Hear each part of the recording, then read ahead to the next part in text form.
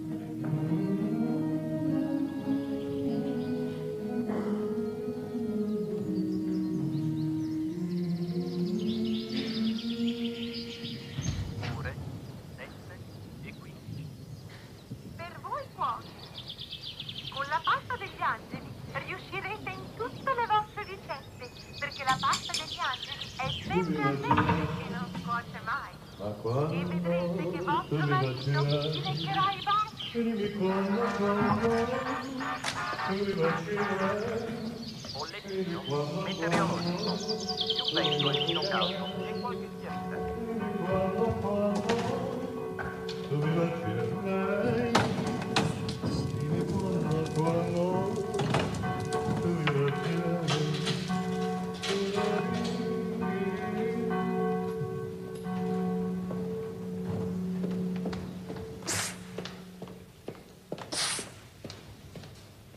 Ma belle dame, puis-je vous dire un mot? Que me voulez-vous?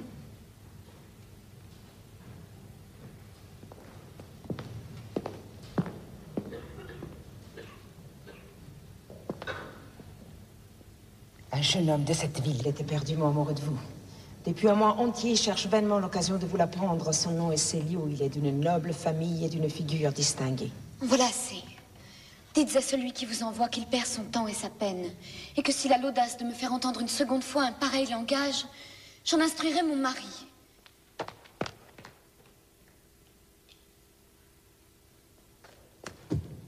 Eh bien, Tchouta, qu'a-t-elle dit? Vie dévote et plus orgueilleuse que jamais. Elle instruira son mari, dit-elle, si on la poursuit plus longtemps.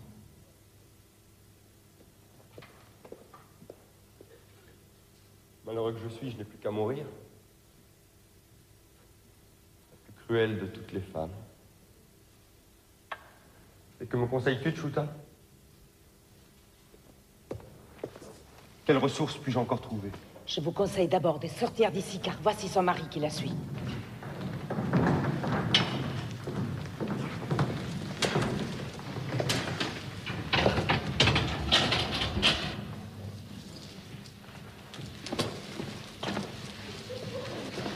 Es-tu mon fidèle serviteur? Mon valet de chambre dévoué apprend que j'ai à me venger d'un outrage. Vous, monsieur? Moi-même, puisque ces impudentes guitares ne cessent de murmurer sous les fenêtres de ma femme. Mais patience, tout n'est pas fini. Écoute un peu de ce côté-ci, voilà du monde qui pourrait nous entendre. Tu m'iras chercher ce soir le spadassin que je t'ai dit. Pourquoi faire? Je crois que Marianne a des amants. Vous croyez, monsieur? Oui. Il y a autour de ma maison une odeur d'amant. Personne ne passe naturellement devant ma porte. Il y pleut des guitares et des entremetteuses. Est-ce que vous pouvez empêcher qu'on donne des sérénades à votre femme? Non, mais je puis poster un homme derrière la poterne et me débarrasser du premier qui entrera. Fille, votre femme n'a pas d'amant. C'est comme si vous disiez que j'ai des maîtresses. Pourquoi n'en aurais-tu pas, Tibia? Tu es fort laid, mais tu as beaucoup d'esprit. J'en conviens. J'en conviens. Regarde, Tibia, tu en conviens toi-même. Il n'en faut plus douter. Et mon déshonneur est public. Pourquoi public? Je te dis qu'il est public. Mais monsieur, Votre femme passe pour un dragon de vertu dans toute la ville. Elle ne voit personne. Elle ne sort de chez elle que pour aller à la messe. Laisse-moi faire. Je ne me sens pas de colère. Après tous les cadeaux qu'elle a reçus de moi. Oui, Tibia, je machine en ce moment une épouvantable trame. Il me sent prêt à mourir de douleur. Oh que non.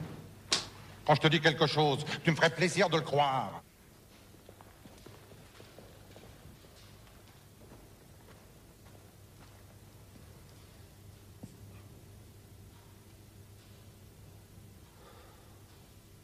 Malheur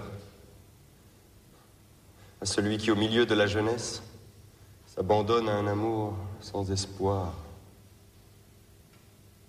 Malheur à celui qui se livre à une douce rêverie avant de savoir où sa chimère le mène et s'il peut être payé de retour. Mollement couché dans une barque, il s'éloigne peu à peu de la rive. Il aperçoit au loin des plaines enchantées, de vertes prairies et le mirage léger de son Eldorado. Les vents l'entraînent en silence, et quand la réalité le réveille, il est aussi loin du but où il aspire que du rivage qu'il a quitté. Il ne peut plus ni poursuivre sa route, ni revenir sur ses pas.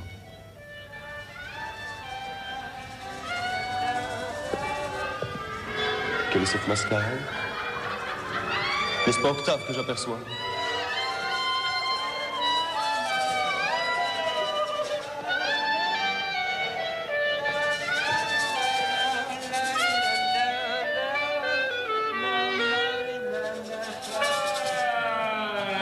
Comment se porte, mon bon monsieur, cette gracieuse mélancolie? Octave, oh, fou que tu as un pied de rouge sur les joues. D'où te vient cet accoutrement? N'as-tu pas de honte en plein jour? Célio, fou que tu as un pied de blanc sur les joues. D'où te vient ce large habit noir? N'as-tu pas de honte en plein carnaval? Quelle vie que la tienne? Où tu es gris, où je le suis moi-même. Où tu es amoureux, où je le suis moi-même. Plus que jamais de la belle Marianne. Plus que jamais du vin de Chypre.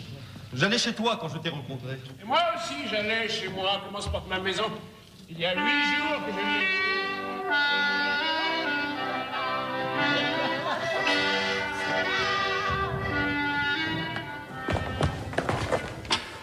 J'ai un service à te demander. Parle, Célio. Veux-tu de l'argent? Je n'en ai plus. Veux-tu des conseils? Je suis ivre.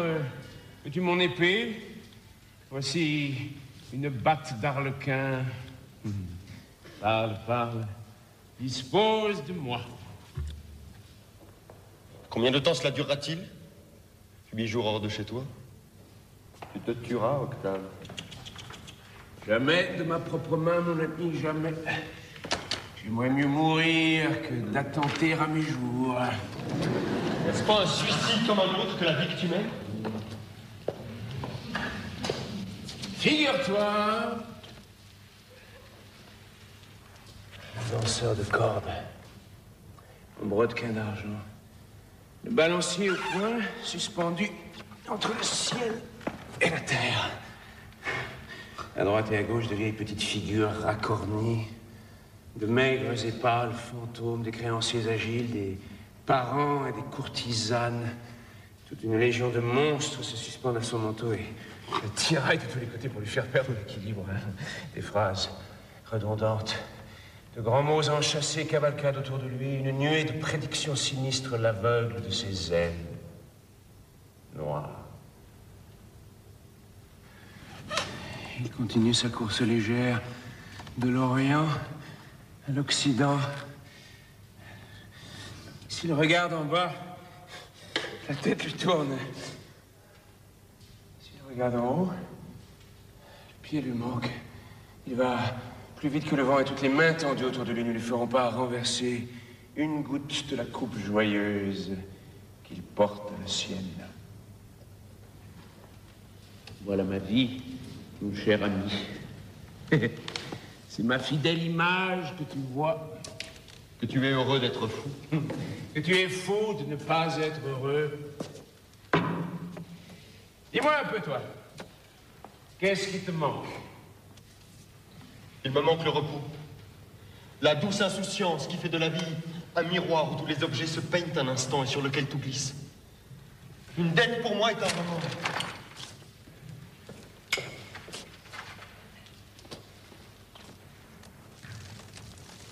L'amour dont vous autres vous faites un passe-temps trouble ma vie entière. Mon ami, tu ignoreras toujours ce que c'est qu'aimer comme moi. Mon cabinet d'études est désert. Depuis 1 mois, j'erre autour de cette maison la nuit et le jour. Quel charme j'éprouve au lever de la lune à conduire au fond de cette place mon cœur modeste de musicien. À les entendre chanter la beauté de Marianne. Jamais elle n'a paru à sa fenêtre. Jamais elle n'est venue appuyer son front charmant sur sa jalousie. Qui est cette Marianne? Est-ce que c'est ma cousine? C'est elle-même, la femme du vieux Claudio. Je ne l'ai jamais vue, mais à coup sûr, elle est ma cousine. Claudio est fait exprès. Confie-moi tes intérêts, Célio. Tous les moyens que j'ai tentés pour lui faire connaître mon amour ont été inutiles. Elle sort du couvent, elle aime son mari et respecte ses devoirs. Sa porte est fermée à tous les jeunes gens de la ville et personne ne peut l'approcher. Ouais. Est-elle jolie? Sauf que je suis, tu l'aimes. Ça n'importe guère. Que pourrions-nous imaginer?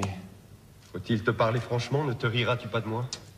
Laisse-moi rire de toi, mais pas franchement. En ta qualité de parent, tu dois être reçu dans la maison. Oui, je reçu, je n'en sais rien. Admettons que je suis reçu. À te dire vrai, il y a une grande différence entre mon auguste famille et une botte d'asperges. Nous ne formons pas un faisceau bien serré et nous tenons guère les uns aux autres par écrit. Cependant, Marianne connaît mon nom. Faut-il lui parler en ta faveur? 20 fois, j'ai tenté de l'aborder. 20 fois, j'ai senti mes genoux fléchir en approchant d'elle. J'ai été forcé de lui envoyer la vieille Chuta. Quand je la vois, ma gorge se serre et j'étouffe comme si mon cœur se soulevait jusqu'à mes lèvres. J'ai éprouvé cela. Pourquoi donc suis-je ainsi? N'est-ce pas une vieille maxime parmi les libertins que toutes les femmes se ressemblent? Pourquoi donc y a-t-il si peu d'amour qui se ressemble? En vérité, je ne saurais aimer cette femme comme toi, Octave, tu l'aimerais, ou comme j'en aimerais une autre. Qu'est-ce donc pourtant que tout cela? 2 yeux bleus, 2 lèvres vermeilles, une robe blanche, 2 blanches mains. Pourquoi? Ce qui te rendrait joyeux et empressé, ce qui t'attirerait, toi, comme l'aiguille aimantée attire le fer, me rend-il triste et immobile? Qui pourrait dire, ceci est gai ou triste? La réalité n'est qu'une ombre. Appelle imagination ou folie ce qui la divinise, alors la folie est la beauté elle-même. Chaque homme marche enveloppé d'un réseau transparent qui le couvre de la tête aux pieds. Il croit voir des bois et des fleuves, des visages divins, et l'universelle nature se teint sous ses regards des nuances infinies du tissu magique. Octave, viens à mon secours. J'aime ton amour, Célio. Il divague dans ta cervelle comme un flacon syracusain. Donne-moi la main. Viens, toi, attends. L'air me frappe au visage et les idées me reviennent. Je connais cette Marianne, elle me déteste fort sans m'avoir jamais vu. C'est une mince poupée qui marmotte des AV sans fin. Fais ce que tu voudras, mais ne me trompe pas, je t'en conjure. Il est aisé de me tromper. Je ne sais pas me défier d'une action que je ne voudrais pas faire moi-même. Si tu escaladais les murs.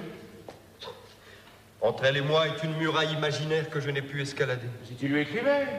Elle déchire mes lettres ou me les renvoie. Si tu en aimais une autre, hein? Viens avec moi chez Rosalinde. Le souffle de ma vie est à Marianne. Elle peut d'un mot, de ses lèvres, l'anéantir ou l'embraser. Vivre pour une autre me serait plus difficile que de mourir pour elle. Ou je réussirais, ou je me tuerais. Silence, la voici qui rentre, elle détourne là. Retire-toi, je vais l'aborder. M'y courses-tu dans l'équipage, je te voilà. Essuie-toi le visage, que l'air d'en fou. Mais voilà qui est fait. L'ivresse et moi, mon cher Célio, nous nous sommes trop chers l'un à l'autre pour ne jamais disputer. Elle fait mes volontés comme je fais les siennes et aucune crainte là-dessus. C'est le fait d'un étudiant en vacances qui se grise un soir de grand dîner que de perdre la tête et de lutter avec le vin. Moi, mon caractère est d'être ivre. Ma façon de penser est de me laisser faire. Je parlerai au roi En ce moment, comme je vais parler à ta belle. Non, ne lui parle pas. Pourquoi? Je ne puis dire pourquoi. Il me semble que tu vas me tromper. Touche-la. Je te jure sur mon honneur que Marianne sera à toi ou à personne au monde, tant que j'y pourrai quelque chose.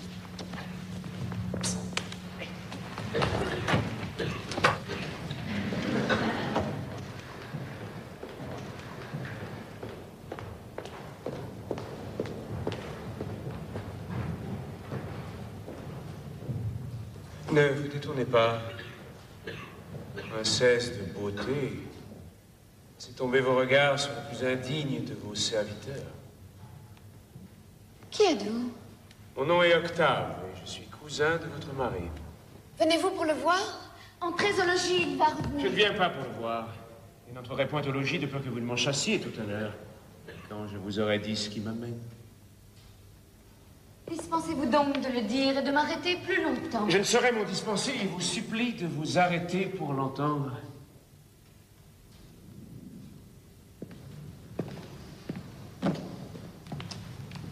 Cruelle, Marianne. Vos yeux ont causé bien du mal. Vos paroles ne sont pas faites pour le guérir. Que vous avez fait, Célio? De qui parlez-vous? Et quel mal ai-je causé?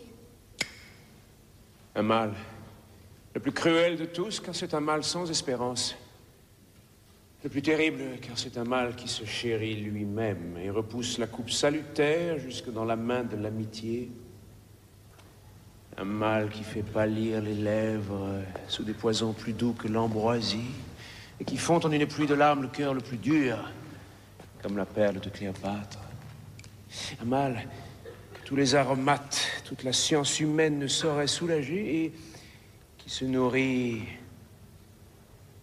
du vent qui passe, du parfum d'une rose fanée, du refrain d'une chanson, et qui suce l'éternel aliment de ses souffrances dans tout ce qui l'entoure, comme une abeille son miel dans tous les buissons d'un jardin.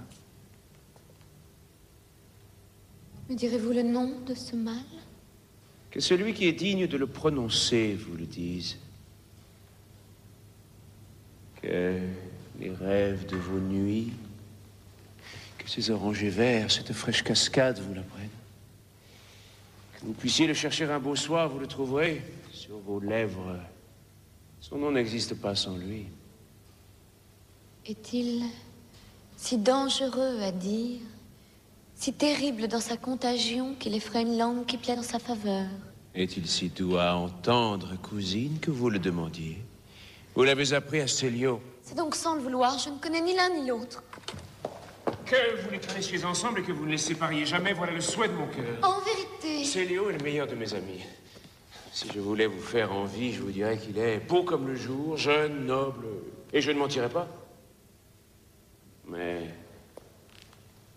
je ne veux que vous faire pitié. Je vous dirais qu'il est triste comme la mort depuis le jour où il vous a vu.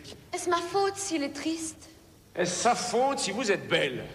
Il ne pense qu'à vous, à toute heure il rôde autour de cette maison. N'avez-vous jamais entendu chanter sous vos fenêtres? N'avez-vous jamais soulevé à minuit cette jalousie et ce rideau? Tout le monde peut chanter le soir, et cette place appartient à tout le monde. Tout le monde aussi peut vous aimer, mais personne ne peut vous le dire. Quel âge avez-vous, Marianne? Voilà une jolie question. Et si je n'avais que 19 ans, que voudriez-vous que j'en pense? Vous avez donc encore 5 ou 6 ans pour être aimé, 8 ou 10 pour aimer vous-même, et le reste pour prier Dieu. Vraiment? Eh bien, pour mettre le temps à profit, j'aime Claudio, votre cousin et mon mari. Mon cousin et votre mari ne feront jamais à eux deux qu'un pédant de village. Vous n'aimez point Claudio. Ni Célio, vous pouvez le lui dire. Pourquoi? Pourquoi n'aimerais-je pas Claudio? C'est mon mari. Pourquoi n'aimeriez-vous pas Célio? C'est votre amant. Me direz-vous aussi pourquoi je vous écoute? Adieu, Seigneur Octave. Voilà une plaisanterie qui a duré assez longtemps.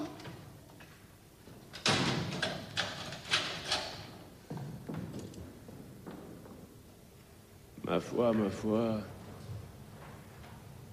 elle a de beaux yeux.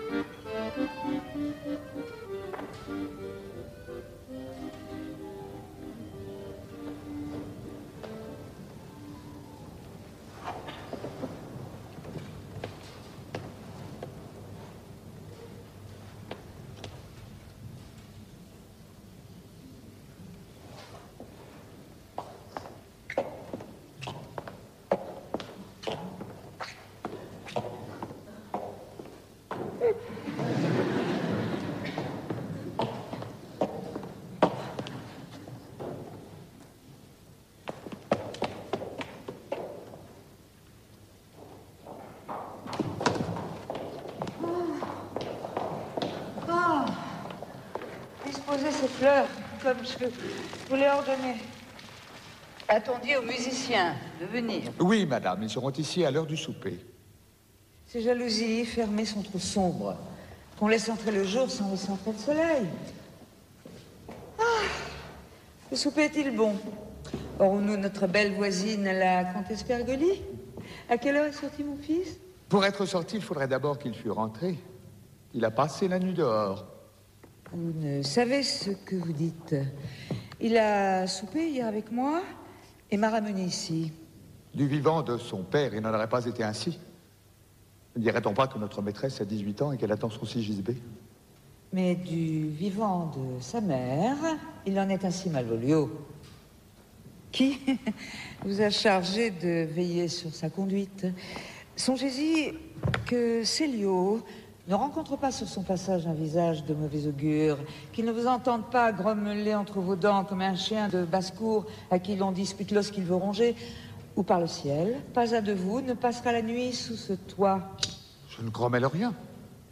Ma figure n'est pas un mauvais présage. Vous me demandez à quelle heure est sorti mon maître et je vous réponds qu'il n'est pas rentré. Depuis qu'il a l'amour en tête, on ne le voit pas 4 fois la semaine.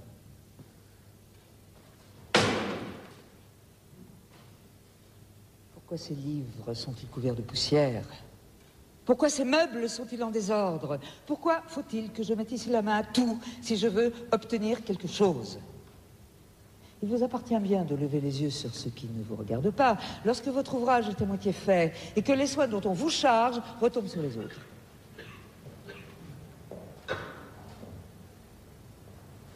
Allez, et retenez votre langue.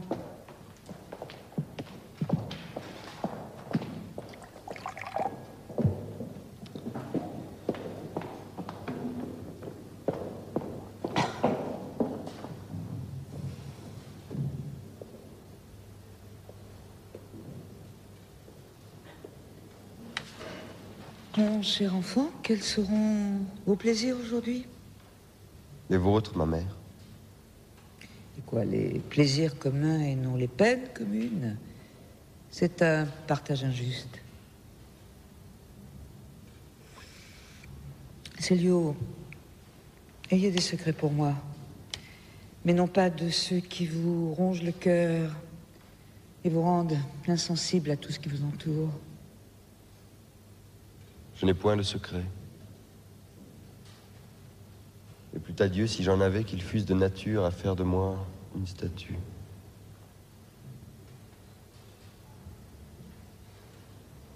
Quand vous aviez 10 ou 12 ans,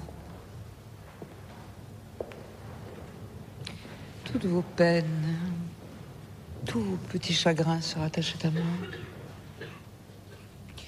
D'un regard sévère ou indulgent de ces yeux que voilà, dépendait la tristesse ou la joie des vôtres. Et votre petite tête blonde tenait par un fil bien délié au cœur de votre mère. Maintenant, je ne suis plus que votre vieille sœur, incapable peut-être de soulager vos ennuis, mais non pas de les partager.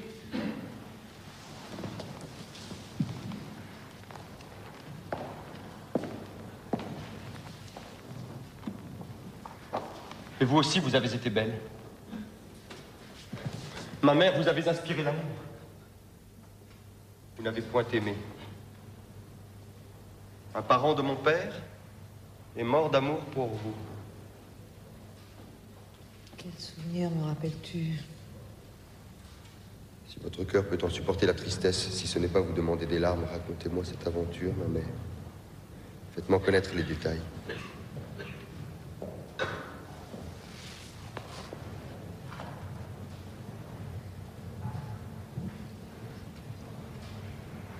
Votre père ne m'avait jamais vu alors. Il se chargea comme allié de ma famille de faire agréer la demande du jeune Orsini qui voulait m'épouser. Il fut reçu comme le méritait son rang par votre grand-père et admis dans notre intimité. Orsini était un excellent parti et cependant je le refusais. Votre père, en plaidant pour lui, avait tué dans mon cœur le peu d'amour qu'Orsini m'avait inspiré pendant 2 mois d'assiduité constante. Je n'avais pas soupçonné la force de sa passion pour moi. Lorsqu'on lui apporta ma réponse, il tomba privé de connaissance dans les bras de votre père.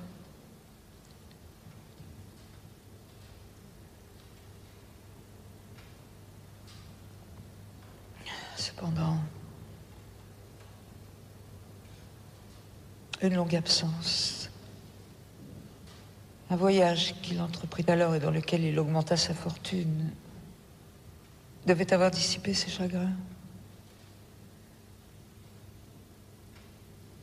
Votre père changea de rôle et demanda pour lui ce qu'il n'avait pu obtenir pour Orsini. J'aimais votre père d'un amour sincère et l'estime qu'il avait inspirée à mes parents ne me permit pas d'hésiter. Le mariage fut décidé le jour même et l'église s'ouvrit pour nous quelques semaines après.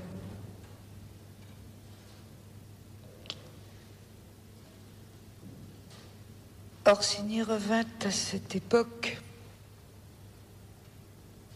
Il fut trouver votre père, l'accabla de reproches, l'accusa d'avoir trahi sa confiance et d'avoir causé le refus qu'il avait essuyé. Du reste, ajouta-t-il, si vous avez désiré ma perte, vous serez satisfait.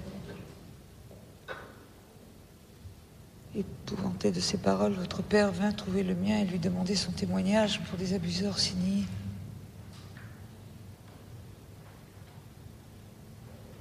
Hélas, il n'était plus temps.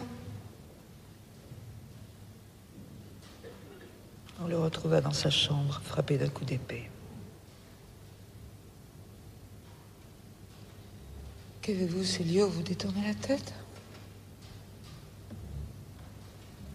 Vous, ma mère, vous êtes émue. Ne songez point à mes chagrins, ce ne sont que des souvenirs. Les vôtres me touchent bien davantage si vous refusez de les combattre. Ils ont longtemps à vivre dans votre jeune cœur. Je ne vous demande pas de me les dire, mais je les vois.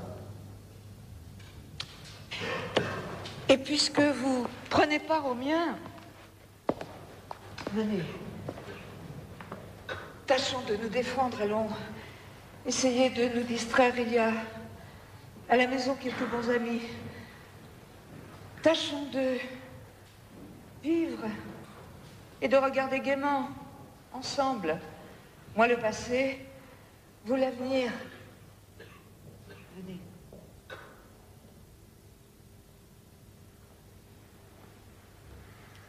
Célio.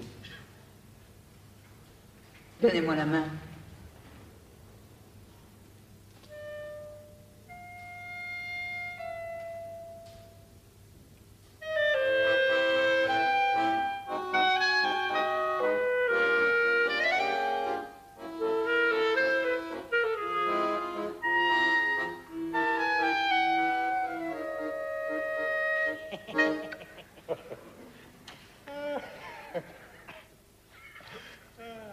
Tu as raison. Et ma femme est un trésor de pureté. Que te dirais-je de plus? C'est une vertu solide. Vous croyez, monsieur? Peut-elle empêcher qu'on ne chante sous ses croisées?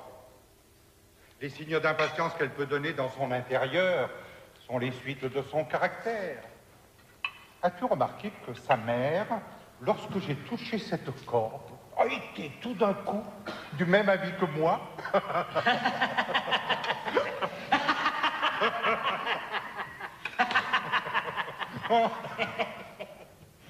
Relativement à quoi? Relativement à ce qu'on chante sous ses croisées. Chanter n'est pas un mal. Je fredonne moi-même à tout moment.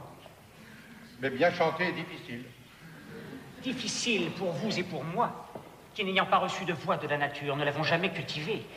Mais voyez comme ces acteurs de théâtre s'en tirent habilement. Ces gens-là passent leur vie sur les planches. Et combien croyez-vous qu'on puisse donner par an? À qui? Un juge de paix? Non, à un chanteur. C'est rien. On donne à un juge de paix le tiers de ce que vaut ma charge.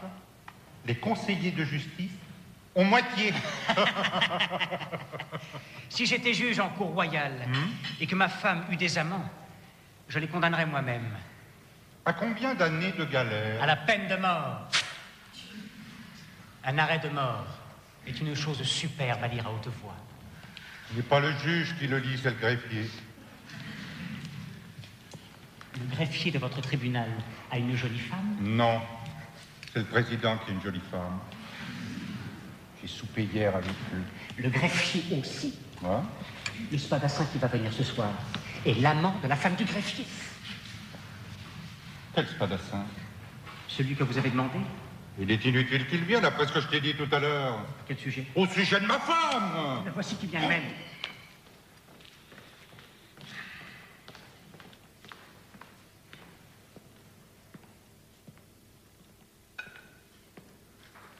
Savez-vous ce qui m'arrive pendant que vous courez les champs? J'ai reçu la visite de votre cousin, Qu'est-ce que peut-il être? Nommez-le par son nom. Octave, qui m'a fait une déclaration d'amour de la part de son ami Célio. Qui est ce Célio? Connaissez-vous cet homme?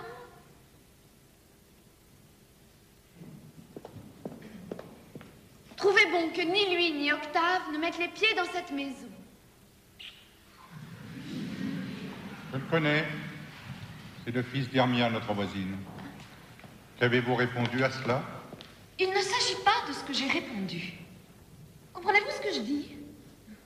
Donnez ordre à vos gens qui ne laissent entrer ni cet homme ni son ami. Je m'attends à quelque opportunité de leur part et suis bien aise de l'éviter.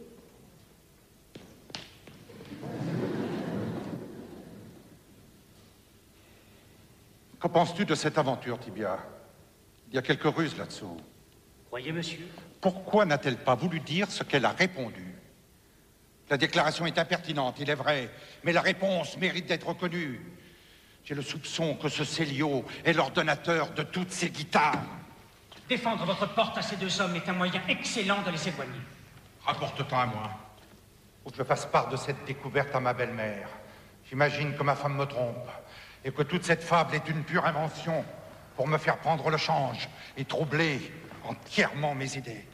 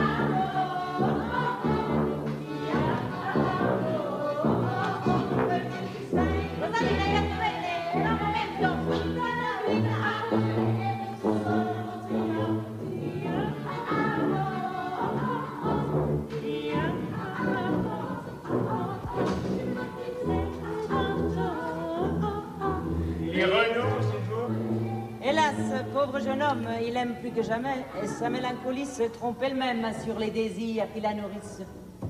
Je croirais presque qu'il se défie de vous, de moi, de tout ce qui l'entoure. Non, par le ciel, je n'y renoncerai pas. Je me sens moi-même une autre Marianne, et il y a du plaisir à être entêté. Ou Célio réussira, ou j'y perdrai ma langue. Agirez-vous contre sa volonté? Ouais.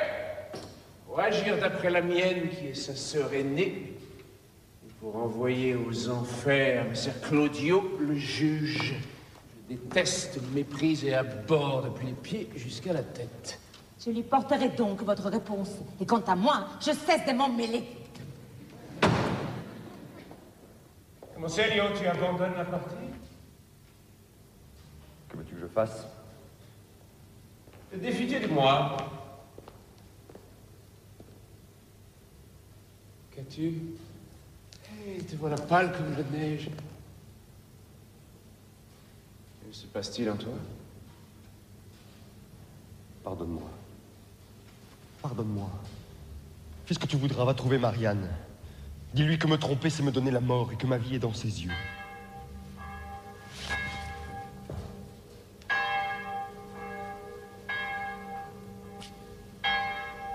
Le ciel, voilà qui est étrange.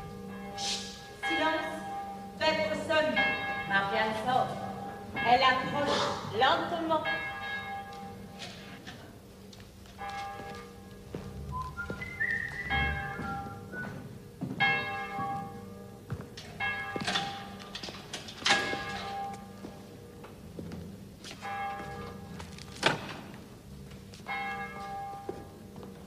Belle Marianne, vous dormirez tranquille. Le cœur de Célio est à une autre et ce n'est plus sous vos fenêtres qu'il donnera ses sérénades. Quel dommage. Quel grand malheur de n'avoir pu partager un amour comme celui-là. Voyez comme le hasard me contrarie, moi qui allais l'aimer. En vérité? Oui. Sur mon âme. Ce soir ou demain matin, dimanche au plus tard, je lui appartenais. Qui pourrait ne pas réussir avec un ambassadeur tel que vous? Il faut croire que sa passion pour moi était quelque chose comme du chinois ou de l'arabe, puisqu'il lui fallait un interprète et qu'elle ne pouvait s'expliquer toute seule. Aïe, aïe. Ne vous craignons plus. Ou peut-être que cet amour n'était encore qu'un pauvre enfant à la mamelle. Et vous, comme une sage nourrice, en le menant à la lisière, vous leur laissez tomber la tête la première en le promenant par la ville. La sage nourrice s'est contentée de lui faire boire d'un certain lait que la vôtre vous a versé sans doute et généreusement. Vous en avez encore sur les lèvres une goutte qui se mêle à toutes vos paroles. Comment s'appelle ce lait merveilleux? L'indifférence. Vous ne pouvez ni aimer, ni haïr. Et vous êtes comme les roses du Bengale, Marianne, sans épines et sans parfum. Bien dit. Aviez-vous préparé d'avance cette comparaison? Si vous ne brûlez pas le brouillon de vos harangues, donnez-le-moi de grâce que je les apprenne à ma perruche. Eh, qui trouvez-vous qui puisse vous blesser? Une fleur sans parfum n'en est pas moins belle, bien au contraire. Ce sont les plus belles que Dieu a faites ainsi. Et le jour où, comme une Galatée d'une nouvelle espèce, vous deviendrez de marbre, au fond de quelque église, ce sera une charmante statue que vous ferez, et qui ne laissera pas que de trouver quelques niches respectables dans un confessionnal.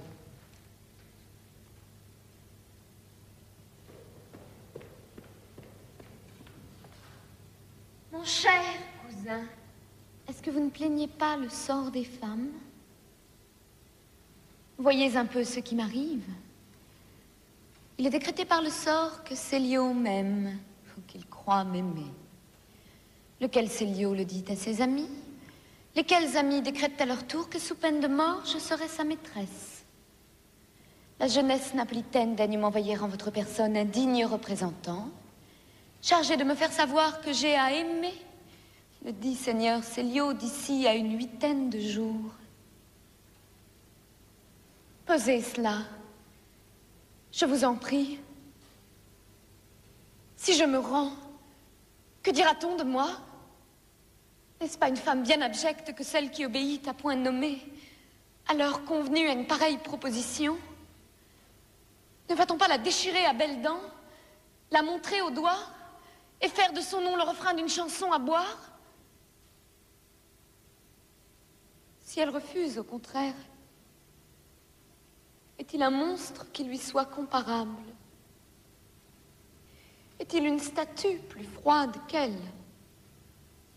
Et l'homme qui lui parle, qui ose l'arrêter en place publique, son livre de messe à la main, n'a-t-il pas le droit de lui dire « Vous êtes une rose du Bengale, sans épines et sans parfum » Cousine, ne vous fâchez pas. N'est-ce pas une chose bien ridicule que l'honnêteté et la foi jurée?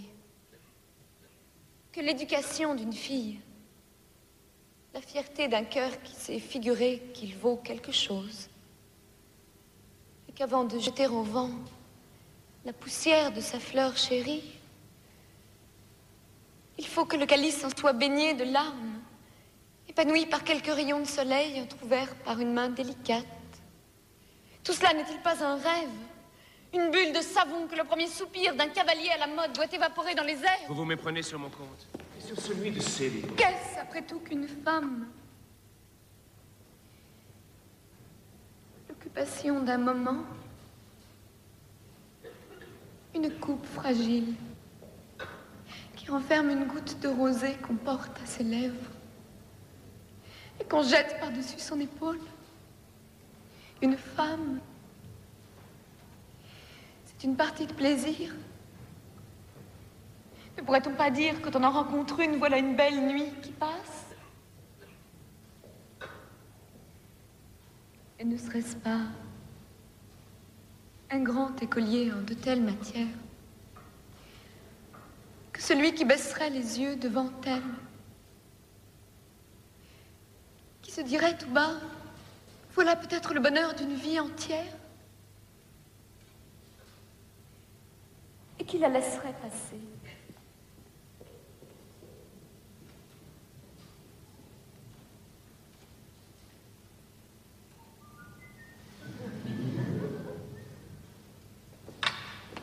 Hey!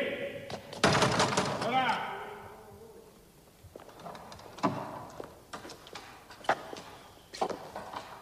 Apportez-moi ici une bouteille de quelque chose. Ce qui vous plaira, Excellence. Voulez-vous du Lacrima Christi? Soit.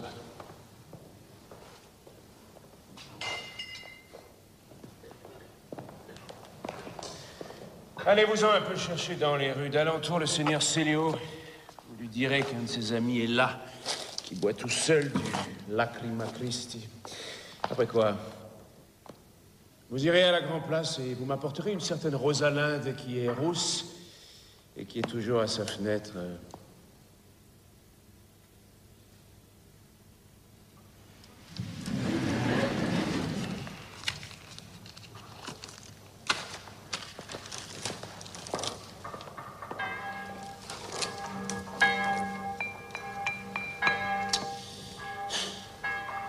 C'est ce que j'ai dans la gorge, je suis triste comme une procession. Ah, je ferais aussi bien de dîner ici, voilà le jour qui baisse. Ding, ding. Quelle nuit que ces vêpres. Est-ce que j'ai envie de dormir? Je me sens tout pétrifié.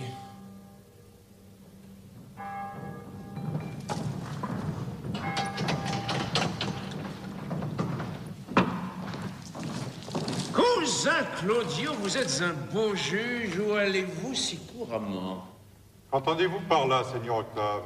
J'entends que vous êtes un magistrat qui a de belles formes. De langage ou de complexion? De langage. Votre perruque est pleine d'éloquence. Vos jambes sont deux charmantes parenthèses. Vous dites en passant, Seigneur Octave, le marteau de ma porte m'a tout l'air de vous avoir brûlé les doigts. En quelle façon, juge plein de science? En y voulant frapper, cousin plein de finesse. Ajoute argument plein de respect, juge, pour le marteau de ta porte, mais tu peux le faire peindre à neuf sans que je craigne de m'y salir les doigts. De quelle façon, cousin? Plein de facéties. En y frappant jamais, juge, plein de causticité. Cela vous est pourtant arrivé puisque ma femme a enjoint à ses gens de vous fermer la porte au nez à la première occasion. Tes lunettes sont myopes, juge plein de grâce, tu te trompes d'adresse dans ton compliment. Mes lunettes sont excellentes, cousin. N'as-tu pas fait à ma femme une déclaration amoureuse? À quelle occasion, subtil magistrat? À l'occasion de ton ami Célio, cousin. Malheureusement, j'ai tout entendu. Par quelle oreille, sénateur incorruptible? Par celle de ma femme qui m'a tout raconté, Godeluro chéri. Tout, absolument, juge idolâtré. Rien n'est resté dans cette charmante oreille. Il y a resté sa réponse, charmant pilier de cabaret, que je suis chargé de te faire. Je ne suis pas chargé de l'entendre, cher procès-verbal. Ce sera donc ma porte, en personne, qui te la fera, aimable croupier de roulette, si tu t'avises de la consulter. C'est ce dont je ne me soucie guère, chère sentence de mort. Je vivrai heureux sans cela. Puisses-tu le faire en repos, cher cornet de passe 10? Je te souhaite 1000 prospérités. Rassure-toi sur ce sujet, cher verrou de prison, je dors tranquille. Comme une audience. Célio? Célio!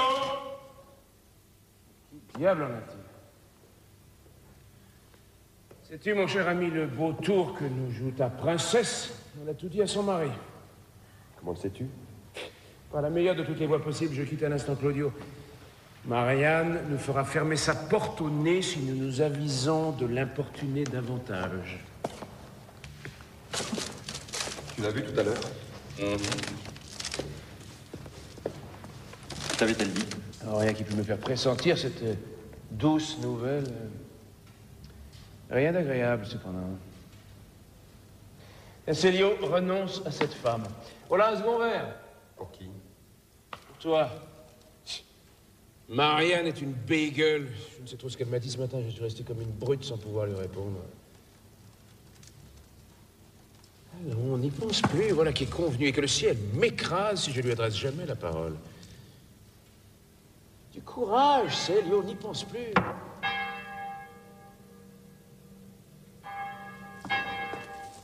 Adieu, mon ami. Où vas-tu? J'ai affaire en ville ce soir. Mais tu as l'air d'aller te noyer. Voyons, Célio, à quoi penses-tu?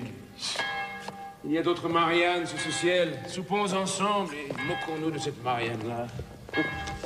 Adieu. Je ne peux rester plus longtemps. Je te verrai demain, mon ami. Célio. Écoute donc, nous trouverons une autre Marianne. Bien gentille, douce comme un agneau. Et n'allons pas ta vêpre, surtout. Maudite cloche quand on aura peut-être fini de me mener en tête. Monsieur, la demoiselle Rousse n'est point à sa fenêtre. Elle ne peut se rendre à votre invitation. Peste soit de tout l'univers, a-t-il donc décidé que je souperais seul aujourd'hui? La nuit arrive en poste, que diable vais-je devenir?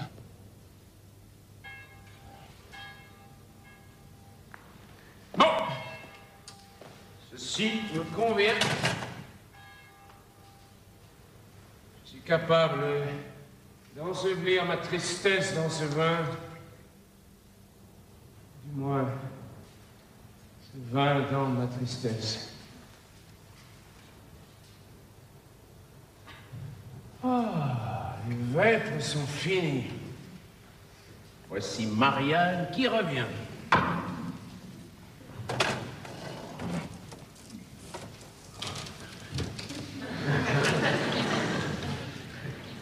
Encore ici, Seigneur Octave? Et déjà à table. C'est un peu triste de s'enivrer tout seul. Le monde entier m'a abandonné.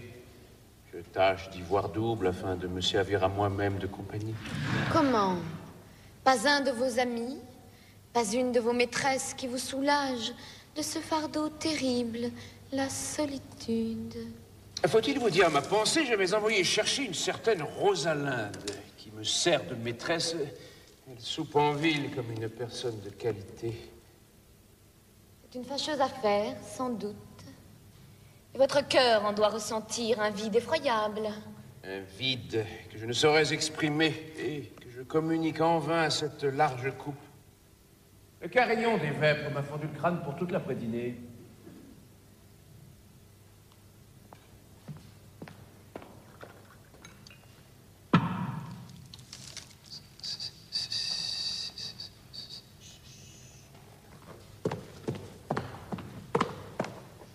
Dites-moi, cousin, est-ce du vin à 15 sous la bouteille que vous buvez? Ne riez pas, ce sont les larmes du Christ en personne. Cela m'étonne que vous ne buviez pas du vin à 15 sous. Buvez-en, je vous en supplie. Et pourquoi en boirais-je, s'il vous plaît? Goûtez-en, je suis sûre qu'il n'y a aucune différence avec celui-là. Il y en a une aussi grande qu'entre le soleil et une lanterne. Non, vous dis-je. C'est la même chose. Dieu me préserve. Vous moquez-vous de moi? Vous trouvez qu'il y a une grande différence? Assurément. Je croyais qu'il en était du vin comme des femmes. Une femme n'est-elle pas aussi un vase précieux, scellé comme un flacon de cristal? Ne renferme-t-elle pas une ivresse grossière ou divine, selon sa force et sa valeur? Et n'y a-t-il pas parmi elles le vin du peuple et les larmes du Christ? Quel misérable cœur est-ce donc que le vôtre pour que vos lèvres lui fassent la leçon? Vous ne boiriez pas le vin que boit le peuple. Vous aimez les femmes qu'il aime. L'esprit généreux et poétique de ce flacon doré, ces sucs merveilleux que la lave du Vésuve a cuvés sous son ardent soleil, vous conduiront chancelant et sans force dans les bras d'une fille de joie. Vous rougiriez de boire un vin grossier, votre gorge se soulèverait. Ah, vos lèvres sont délicates, mais votre cœur s'enivre à bon marché. Bonsoir, cousin. Puisse Rosalinde rentrer ce soir chez elle. 2 mots de grâce, belle Marianne, et ma réponse sera courte.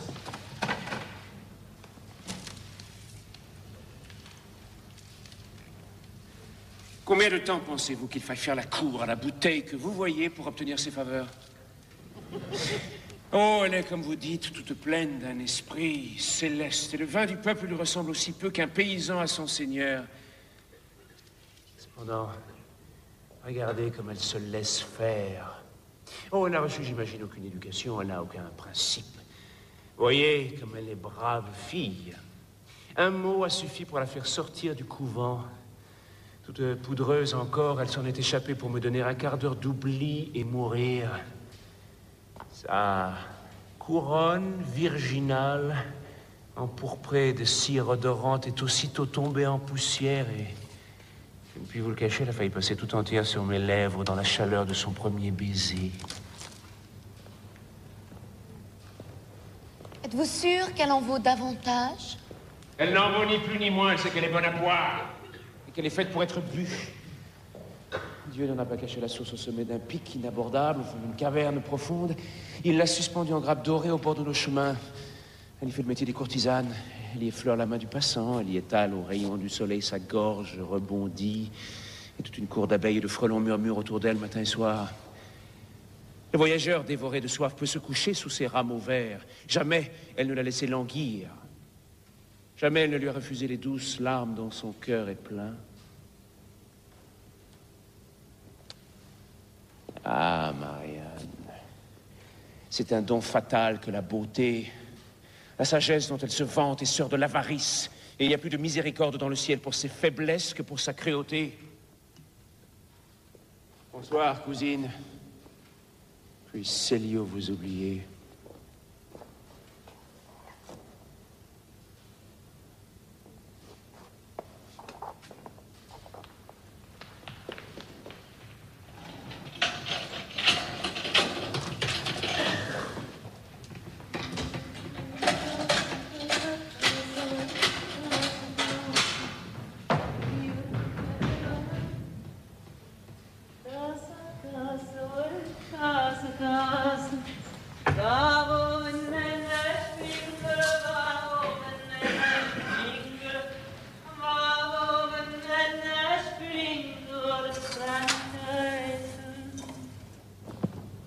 Seigneur Célio, défiez-vous d'Octave. Ne vous a-t-il pas dit que la belle Marianne lui avait fermé sa porte? Assurément. Pourquoi m'en défierais-je?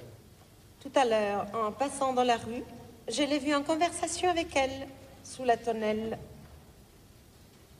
Qu'y a-t-il d'étonnant à cela? Il aura épié ses démarches et saisi un moment favorable pour lui parler de moi. J'entends qu'ils se parlaient amicalement et comme gens qui sont de bon accord ensemble. En es-tu sûr, Chuta? Alors, je suis le plus heureux des hommes. Il aura plaidé ma cause avec chaleur. Est-ce le ciel vous favorisez?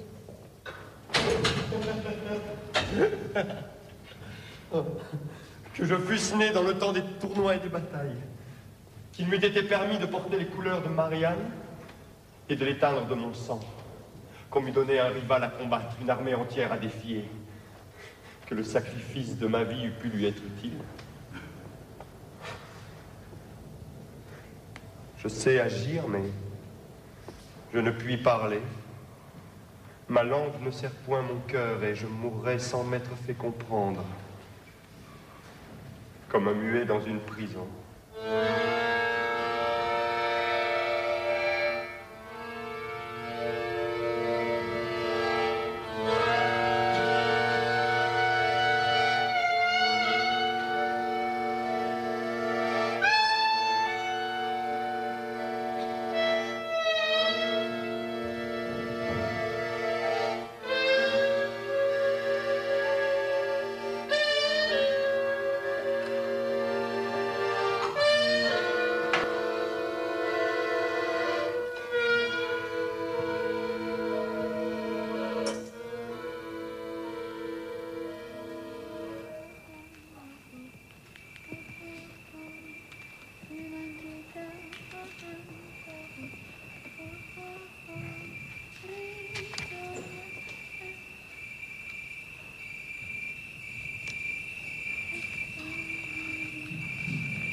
Pensez-vous que je sois un mannequin, que je me promène sur la terre pour servir d'épouvantail aux oiseaux? D'où vous vient cette gracieuse idée? Pensez-vous qu'un juge criminel ignore la valeur des mots et qu'on puisse se jouer de sa crédulité comme de celle d'un danseur ambulant?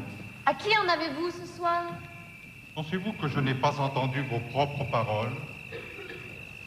Si cet homme ou son ami se présente à ma porte, qu'on la lui fasse fermer.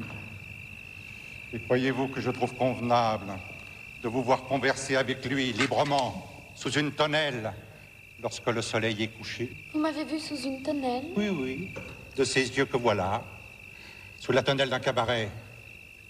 La tonnelle d'un cabaret n'est pas un lieu de conversation pour la femme d'un magistrat. Et il est inutile de faire fermer sa porte quand on se rend voiledé, en plein air, avec si peu de retenue. Depuis quand m'est-il défendu de causer avec un de vos parents? Quand un de mes parents est un de vos amants, il est fort bien fait de s'en abstenir. Octave? Un de mes amants? Perdez-vous la tête? Il n'a de sa vie fait la cour à personne. Son caractère est vicieux, c'est un coureur de tabagie. Raison de plus pour qu'il ne soit pas, comme vous dites fort agréablement, un de mes amants. Il me plaît de parler à Octave sous la tonnelle d'un cabaret. Ne poussez pas quelques fâcheuses extrémités par vos extravagances. Et réfléchissez à ce que vous faites. À quelle extrémité voulez-vous que je vous pousse? Je suis curieuse de savoir ce que vous feriez. Je vous défendrai de le voir et d'échanger avec lui aucune parole, soit dans ma maison, soit dans une maison tierce, soit en plein air. Vraiment? Voilà qui est nouveau. Octave est mon parent tout autant que le vôtre. Je prétends lui parler quand bon me semblera, en plein air ou ailleurs, et dans cette maison s'il lui plaît d'y venir. Souvenez-vous de cette dernière phrase que vous venez de prononcer. Je vous ménage un châtiment exemplaire si vous allez contre ma volonté. Trouvez bon que j'aille d'après la mienne. Et ménagez-moi ce qui vous plaît, je m'en soucie comme de cela. Marianne, brisons cet entretien. Vous vous sentirez l'inconvenance de s'arrêter sous une tonnelle où vous me réduirez à une violence qui répugne à mon habit.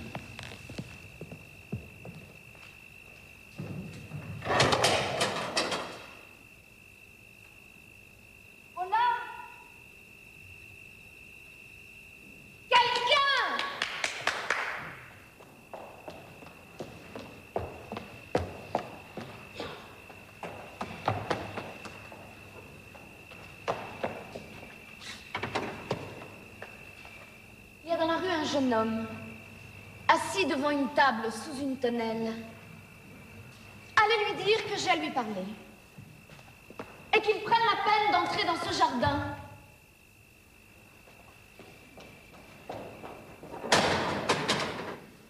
Voilà qui est nouveau. Pour qui me prend-on? Ah, mais quel mal est-il donc? Comment suis-je donc faite aujourd'hui? Voilà une robe affreuse. Et qu'est-ce que cela signifie? Vous me réduirez à la violence? Quelle violence? Je voudrais que ma mère fût là. Elle est de son avis dès qu'il dit un mot. J'ai une envie de battre quelqu'un.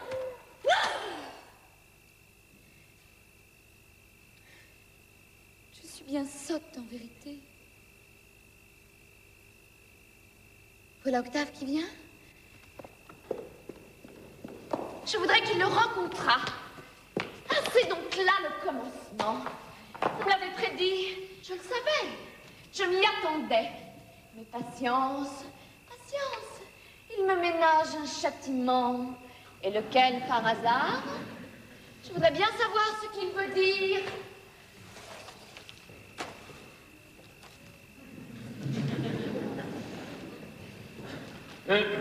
Asseyez-vous, Octave, j'ai à vous parler. Et où voulez-vous que je m'assoie? Toutes les chaises sont les quatre fers en l'air. Vient-il donc de se passer ici? Rien du tout. En vérité, cousine, vos yeux disent le contraire.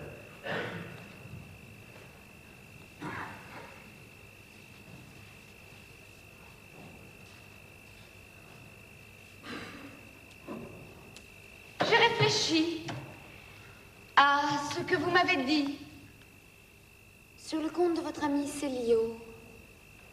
Dites-moi, pourquoi ne s'explique-t-il pas lui-même? Par une raison assez simple.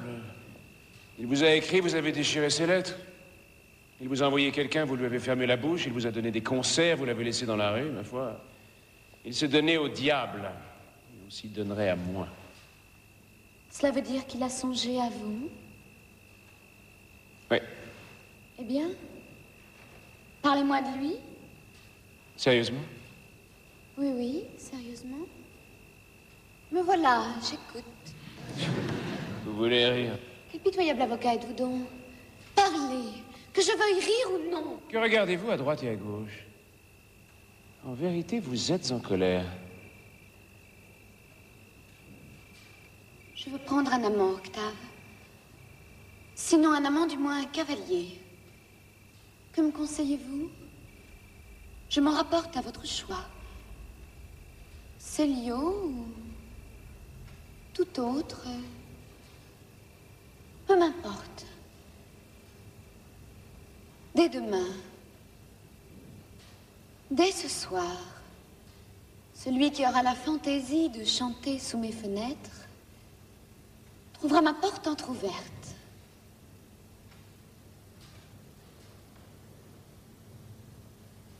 Eh bien, vous ne parlez pas? Je vous dis que je prends un amant. Tenez, voilà mon écharpe en gage. Qui vous voudrez la rapportera.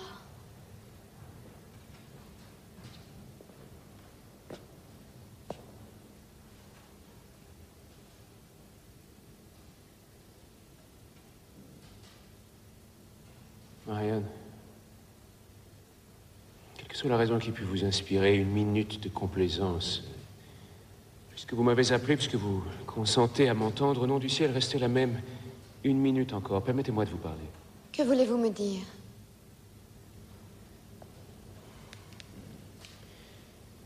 Si jamais homme au monde a été digne de vous comprendre, digne de vivre et de mourir pour vous, cet homme est Célio. Je n'ai jamais valu grand-chose et je me rends cette justice que la passion dont je fais l'éloge trouve un misérable interprète. Ah, si vous saviez sur quel autel sacré vous êtes adoré comme un dieu. Vous si belle, si jeune, si pure encore, livrée à un vieillard qui n'a plus de sens et qui n'a jamais eu de cœur. Mais si vous saviez quel trésor de bonheur, quelle mine féconde repose en vous. En lui. Non, je ne vous parle pas de sa souffrance. De cette triste et douce mélancolie qui ne s'est jamais lassée de vos rigueurs et qui en mourrait sans se plaindre. Oui, Marianne, il en mourra.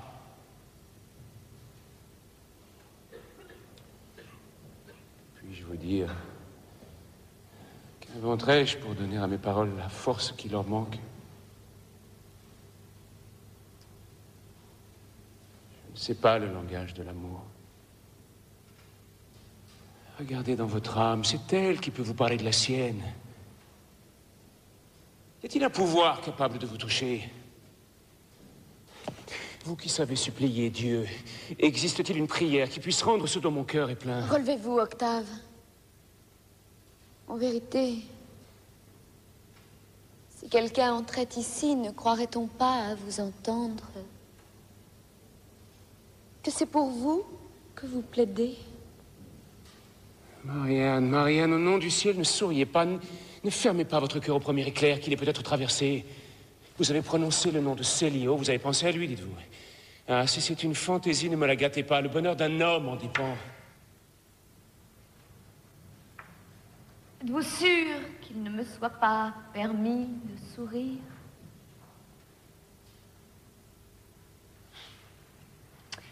Oui, vous avez raison. Un pareil langage dans ma bouche a l'air d'une raillerie. Vous doutez de la sincérité de mes paroles.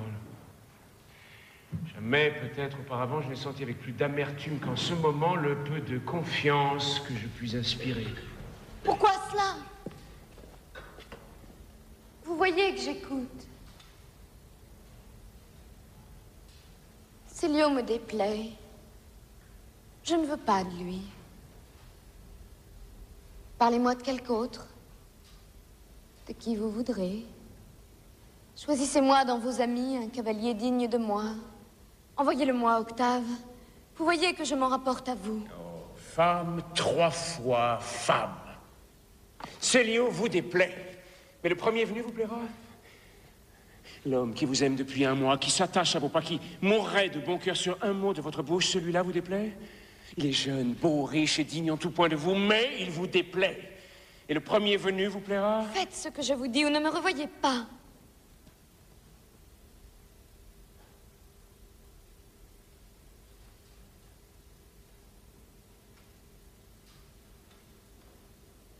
Ton écharpe est bien jolie, Marianne. Ton petit caprice de colère est un charmant traité de paix. Il ne me faudrait pas beaucoup d'orgueil pour le comprendre. Un peu de perfidie suffirait. Ce sera pourtant Célio qui en profitera.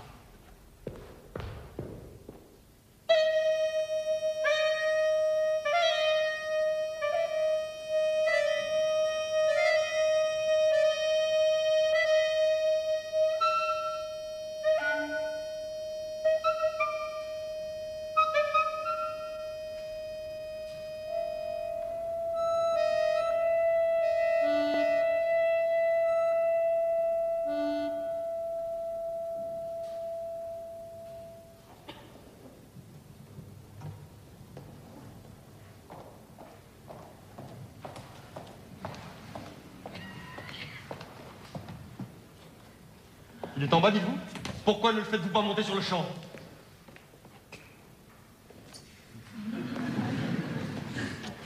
Eh bien, mon ami, quelle nouvelle?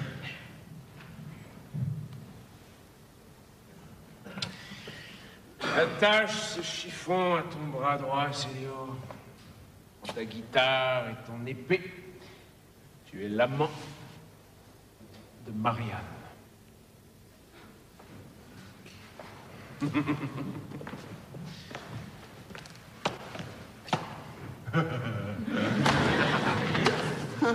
Par le ciel! Ne te ris pas de moi. La nuit est belle. La lune va paraître à l'horizon. Marianne est seule. Et sa porte est entr'ouverte. Ah, tu es un heureux garçon, Célio. Est-ce vrai? Est-ce vrai où tu es ma vie, Octave, où tu es sans Tu pitié? n'es pas encore parti, je te dis que tout est convenu. Une chanson sous sa fenêtre. Cache-toi un peu le nez dans ton manteau afin que les espions du mari ne te reconnaissent pas. Sois sans crainte, afin qu'on te craigne. Et si elle résiste, prouve-lui qu'il est un peu tard. Le cœur me manque. Et à moi aussi, car je n'ai dîné qu'à moitié pour récompense de mes peines dit en sortant qu'on me monte à souper.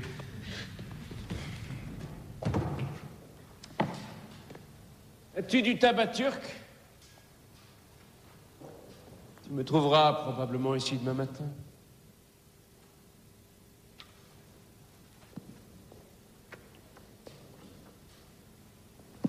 Mais mon ami, en route, en route. Tu m'embrasseras en revenant. En route.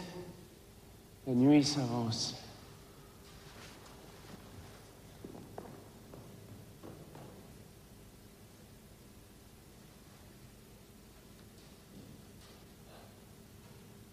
écrit sur tes tablettes.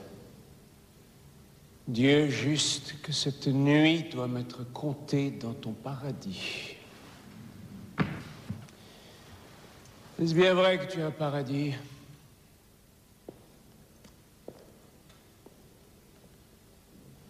En vérité, cette femme était belle. Sa petite colère lui allait bien. D'où venait-elle, c'est ce que j'ignore. Qu'importe comment la bille d'ivoire tombe sur le numéro que nous avons appelé. Souffler une maîtresse à son ami, c'est une rouerie trop commune pour moi. Marianne ou tout autre, qu'est-ce que cela me fait? La véritable affaire est de souper.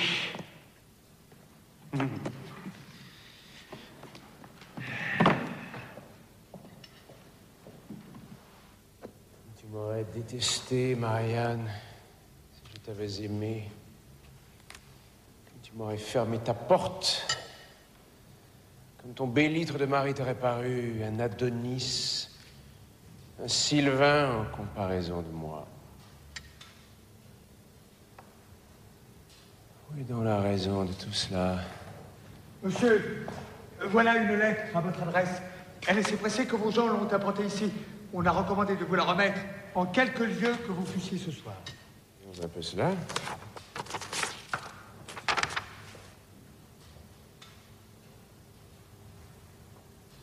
Ne venez pas ce soir, mon mari, à entourer la maison et vous êtes perdu s'il vous trouve.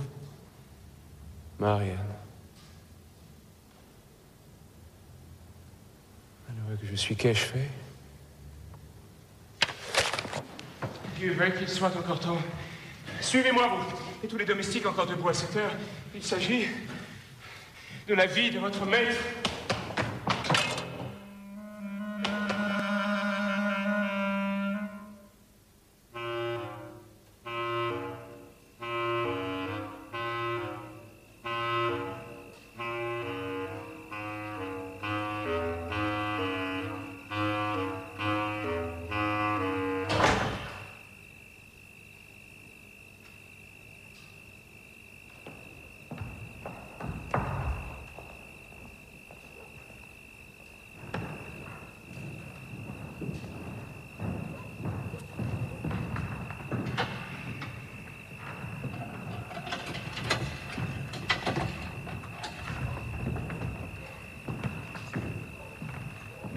Laissez-le entrer.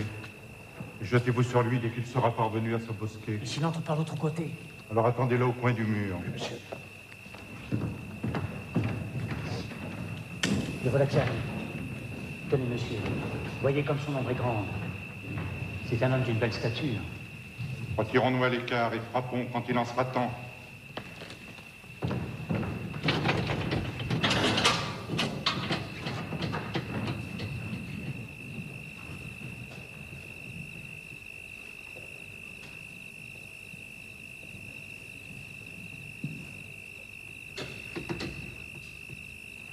Marianne? Marianne, êtes-vous là? Fuyez, Octave. Vous n'avez donc pas reçu ma lettre? La maison est entourée d'assassins. Mon mari vous a vu entrer ce soir. Il a écouté notre conversation et votre mort est certaine si vous restez une minute encore. Est-ce un rêve? Suis-je Célio? Octave, au nom du ciel, ne vous arrêtez pas. Puisse-t-il être encore temps de vous échapper? Trouvez-vous demain à midi à l'église, j'y serai.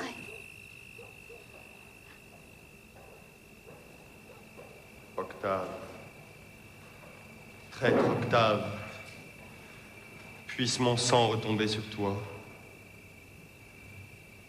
Puisque tu savais quel sort m'attendait ici et que tu m'y as envoyé à ta place, tu seras satisfait dans ton désir.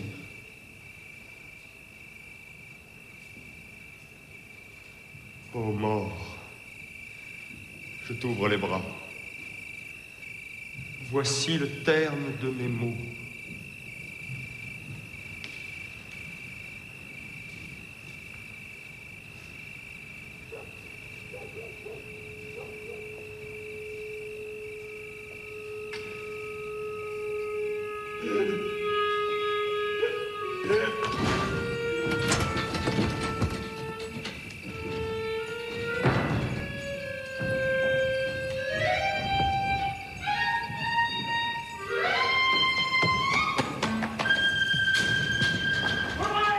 Enfonce les portes! Oui, Seigneur! Je ne pense pas que son habitude soit de coucher dans cette maison. Si tu l'as assassiné, Claudio, au pont d'abattoir, je te tendrai le coup de ces mains que voilà. Êtes-vous fou ou somnambule? Ne l'es-tu pas toi-même pour te promener à cette heure, ton épée sous le bras?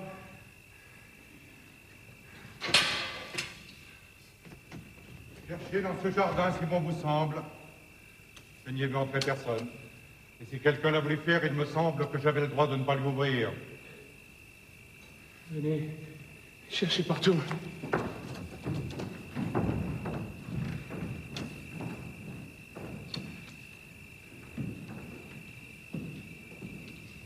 Tout est-il fini comme je l'ai ordonné? Oui, monsieur. Soyez en repos. Ils peuvent chercher tant qu'ils voudront.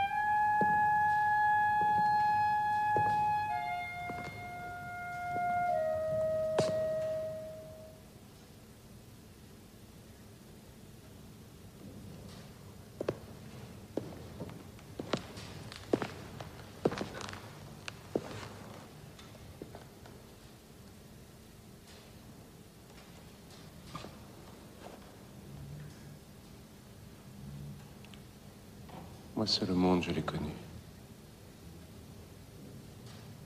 Pour moi seul, cette vie silencieuse n'a point été un mystère.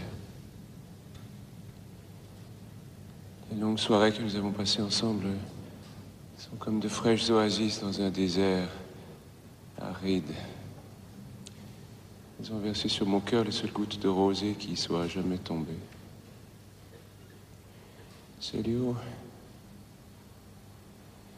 était la bonne partie de moi-même. Elle est remontée au ciel avec lui.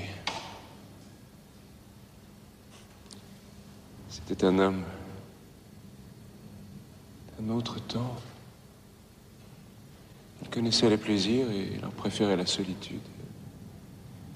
Il savait combien les illusions sont trompeuses et il préférait ces illusions à la réalité.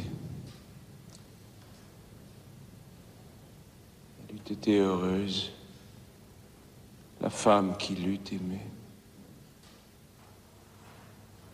Ne serait-elle point heureuse, Octave? La femme qui t'aimerait? Je ne sais point aimer.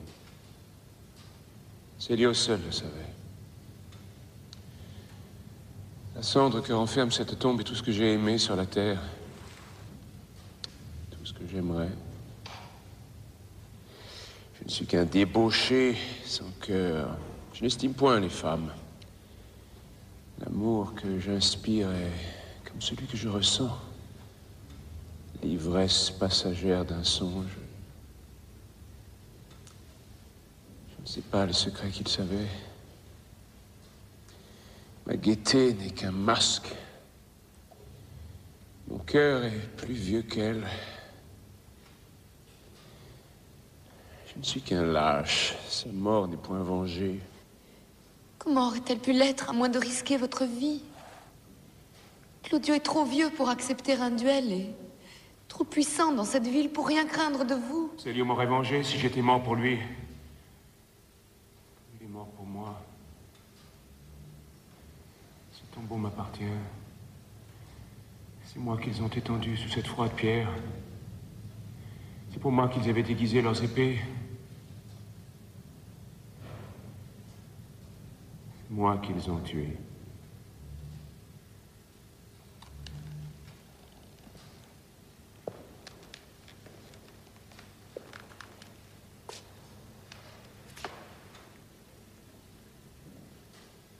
Adieu, la gaieté de ma jeunesse,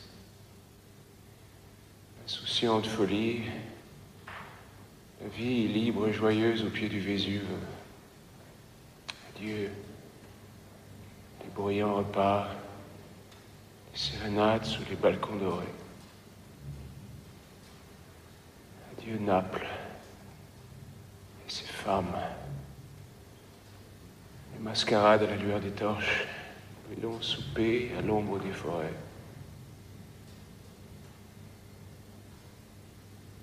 Adieu l'amour et l'amitié. Ma place est vide sur la terre. Mais non pas dans mon cœur, Octave. Pourquoi dis-tu adieu l'amour?